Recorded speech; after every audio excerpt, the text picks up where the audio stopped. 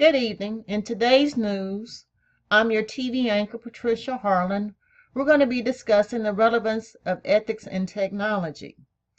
People, particularly young people, are continuously finding adaptive new ways to communicate electronically to fit their needs. According to a recent study by Pew Research, 24% of teens go online almost constantly. This is facilitated by the widespread availability of smartphones. 90% of teens are reportedly going online daily.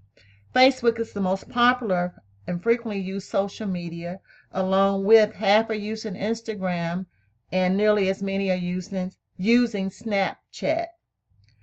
No to texting in the classroom. In a recent news article, about 100 students at a South Carolina high school walked out of class on Friday to show support for a school resource officer who was fired after a video showed him throwing an uncooperative female student across the floor. According to local media and Twitter feeds, the student had been texting in the classroom and had been asked to leave by her math teacher.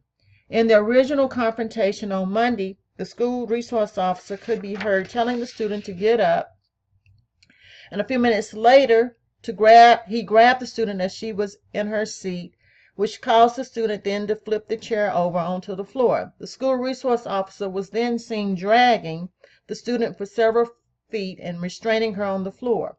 Several students recorded the incident on their smartphones. The U.S. Department of Justice has launched a civil rights investigation into the incident. In other news, the University of Louisville is apologizing for a photo that showed the president, James Ramsey, posing with his staff wearing stereotypical Mexican clothing and sombrero. The Courier-Journal reported they wore a bushy mustache and rattled maracas as they posed for the photo. The photo was taken on Wednesday afternoon at an annual Halloween luncheon for Ramsey and members of his staff at a mansion owned by the university, according to sportsman John R. Kerriman. The photo began making rounds on social media on Thursday, which sparked outrage and bewilderment. A university student newspaper reported in the Louisville Cardinal that students were outraged by the president's performance. The article criticized the president's stereotypical costume. Don't dress like a culture.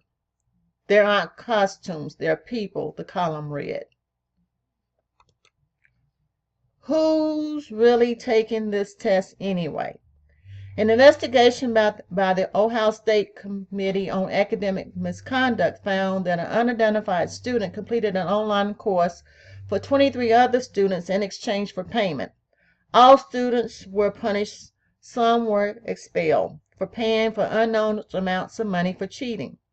This incident raised concern about whether the growth in online courses had led to a corresponding increase in cheating. And a study of 635 undergrad and grad students from a mid-sized university in Appalachia, two researchers at Marshall University in Huntington, West Virginia, found that 32% admitted to cheating in a live class, 32.7% admitted to cheating in an online class at some point while in college. The research also found that students take online courses were more prone to someone else giving them answers during a test or a quiz. In order to understand these issues, let's give clarity to the terminology of ethics and morals. Ethics is the basic concept and fundamental principle of decent human conduct. It includes the study of universal values, such as the essential equality of all men and women, human or natural rights, obedience to the law of land, concern for health and safety, and increasingly also for the natural environment. Morals are concerning or relating to what is right or wrong in human behavior. It's based up on what you think is right and good. So as we compare the two sources, ethics are external standards that are provided by institutions or groups. For For an example, lawyers, policemen, doctors, teachers all have followed an ethical code laid down by their profession, regardless of their own feelings or preference. Ethics can also be considered a social system or a framework for acceptable behavior. Morals are also influenced by culture or society, but they are personal principles created and upheld by individuals themselves. So, as I share my recommendations from a social media standpoint with my colleagues, they would be as follows. Educational leaders must strive to clearly articulate high expectations about academic and personal integrity and the consequences of misconduct and unacceptable behavior. They must respond appropriately when misconduct occurs with consistency in enforcing policies. Have clear and concise guidelines that are simple and understandable by a diverse population of students. They must foster an environment of inclusion, understanding that technology is now the new norm in our educational settings. We must learn to adapt to students' ways of using technology in and outside of the classroom. My recommendation as it relates to curb online cheating. Through my research, I found that some universities are partnering with companies that specialize in online monitoring.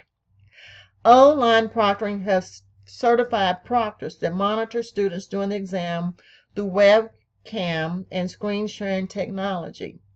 Test takers are required to show their ID to the camera, and they're also asked basic questions based upon their public records for identification. So I hope that some of the information that I've shared with you regarding ethics and behavior in terms of technology has been helpful. This is again Pat Harlan signing off. In today's news, have a great evening.